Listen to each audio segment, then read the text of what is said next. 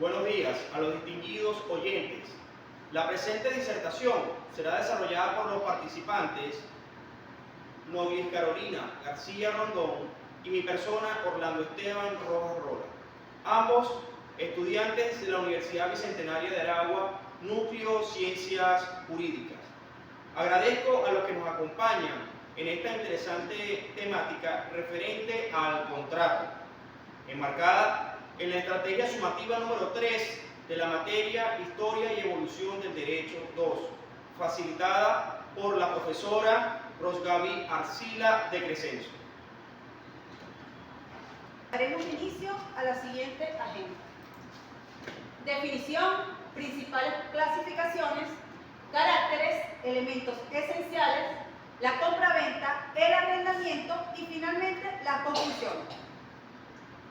Para que exista un acuerdo entre las partes debe existir un contrato o un convenio, que viene dado cuando dos o más partes se comprometen, que vendría siendo el acuerdo de voluntades, a cumplir una serie de condiciones, que vendrían siendo hacer las obligaciones, y por consiguiente la transmisión de un derecho. En el derecho romano tiene su origen el contrato en lo que es el nexum. Dentro de la clasificación de los contratos tenemos que son unilaterales, que forman parte de una sola persona, bilateral, que es por dos o más participantes, los gratuitos, donde se otorgan algún bien o servicio sin dar algo a cambio, el contrato real, que necesitan la entrega del bien, los principales, que no dependen de otro contrato, los onerosos, que conllevan precio, los solemnes, que necesitan una forma burocrática para realizarse, los consensuales, que solo necesitan del consentimiento, y los conmutativos, donde se otorga y recibe un valor equivalente y recíproco. Y por último, el aleatorio. Este aleatorio, donde hay una relación existente entre los beneficios y sacrificios de las partes, asumen que no está determinado. Dentro de los caracteres del contrato, tenemos que es bilateral, que es basado en un concurso de dos o más voluntades, patrimonialidad, que es la asignación de un valor económico a la prestación, produce efectos obligatorios, ya que obliga a las partes a cumplir con el contrato, es una fuente de obligación, producto de que él realiza obligaciones o efectúa que la presencia de obligaciones presenta un ítem que el ítem viene siendo una generación, constitución y un cumplimiento, y representa una manifestación de la autonomía de la voluntad, que es una decisión personal de las personas contraer el contrato, y por último, la creación de una relación jurídica, que crea un vínculo de carácter legal entre dos o más partes.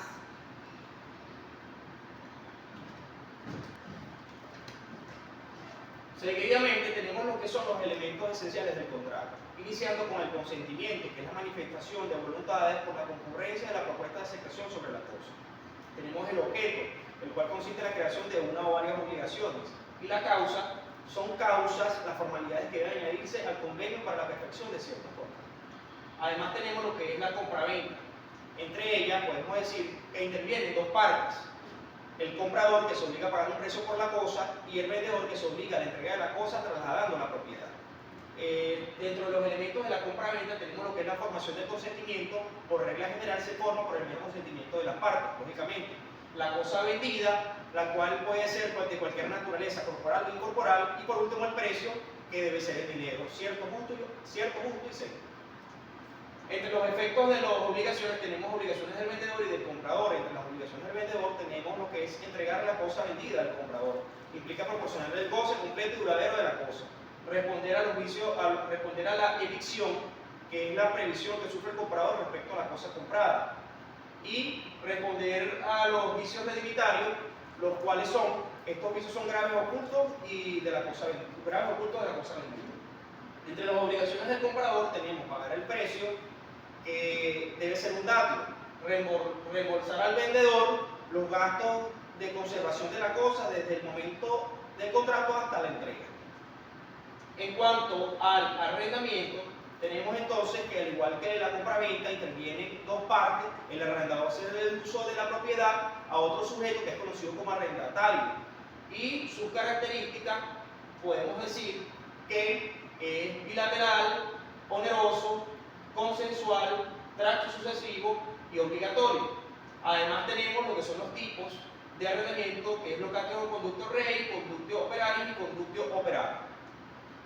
Entre lo que son las obligaciones del arrendatario tenemos responder por la culpa del mal uso de la cosa arrendada, custodio respeto a los muebles, pagar la renta y sufragar los gastos de la cosa arrendada. Por todo en cuanto se ha dicho, podemos concluir que el derecho romano logró un alto grado de perfección en la teoría de los contratos. Estas ideas todavía están siendo utilizadas en las legislaciones modernas, después de más de 20 siglos de haber sido creadas.